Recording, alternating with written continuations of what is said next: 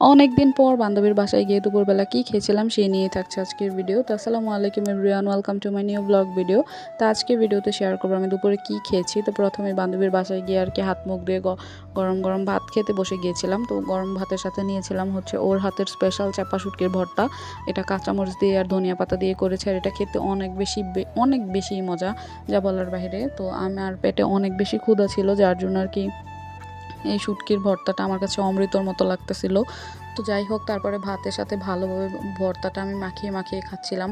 আমার কাছে এই শুটকির ভর্তাটা অনেক বেশি ভালো লাগে, আর পেটে অনেক বেশি ক্ষুধা ছিল, যার জন্য আর কি আরও বেশি মজা লাগতেছিল।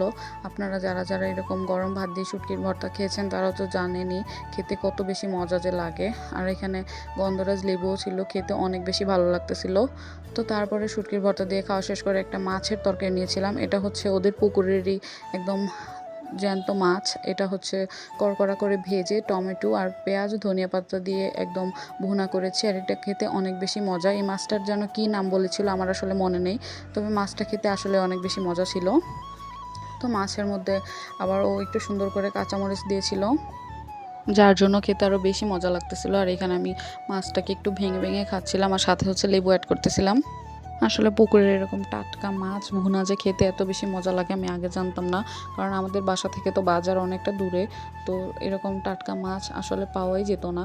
তো যাই হোক, এটা খেতে অনেক বেশি মজা লাগতেছিল। আর আমি এই মাছ ভুনা আর হচ্ছে শুটকির ভর্তা দিয়েই অলমোস্ট সবটা ভাত খেয়ে ফেলেছি। মাছটা যদিও জ্যান্ত ছিল, মজা ছিল, তবে এটাতে অনেক বেশি কাঁটা ছিল। আমার অনেক বেশি ভয় লাগতেছিল খাওয়ার সময়। আমি আসলে এরকম কাঁটাযুক্ত মাছ খাই না, তারপর এটা খাচ্ছিলাম, আমার কাছে মজা লাগতেছিল, তাই একটু একটু করে যে দেখেন কাঁটা ছাড়িয়ে নিচ্ছিলাম। এই মাছটা খেতে অনেক বেশি মজা, কিন্তু এটাতে কাঁটার পরিমাণও অনেক বেশিই ছিল।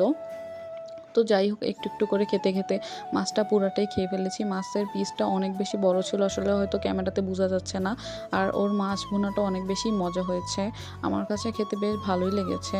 মাছ ভুনা আমার সবসময় পছন্দ, তবে আমি এরকম কাঁটাযুক্ত মাছ খেতে পারি না দেখে বাসায় এরকম মাছ আনাও হয় না। তবে এই মাছটা আমার কাছে বেশ ভালোই লেগেছে খেতে।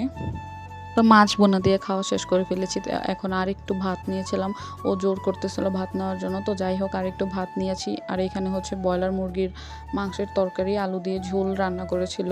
আর মুরগির মাংসের তরকারিটা বেশ ভালোই লেগেছে, তবে একটু বেশি ঝাল হয়ে গিয়েছিল। আসলে আমার বান্ধবী অনেক বেশি ঝাল খায়, আর আমিও খাই, তবে আমার কাছে কেন জানি এটা অনেক বেশি ঝাল লাগতেছিল, কারণ আমি আগে থেকেই কাঁচামরিচের শুটকির ভর্তা খেয়েছি। তারপরে হচ্ছে মাছ ভুনাতেও কাঁচামরিচ নিয়েছিলাম। তো এখানে আবার একটু লেবু অ্যাড করে করে খাচ্ছিলাম। আর আলু দিয়ে এভাবে মুরগির মাংসের ঝোল রান্না করলে কিন্তু বেশ ভালোই লাগে, মন্দ লাগে না। আর এখানে আমি ভাতটাকে ভালোভাবে মাখিয়ে মাখিয়ে খাচ্ছিলাম। তো এখানে একটু আলু নিয়ে আবার ভাতের মধ্যে আর কি আলুটা মেল্ট করে নিচ্ছিলাম। আমার কাছে আলু দিয়ে মাংস রান্না করলে খেতে বেশ মজাই লাগে, আর একটু একটু করে মাংস ছিঁড়ে ছিঁড়ে খেতে তো আরও বেশি ভালো লাগে। তো যাই হোক, আজকে দুপুরের খাবারটা কিন্তু বেশ ভালোই লেগেছে। আর আমার বান্ধবী যে এত মজার রান্না করে আমি আগে জানতাম না।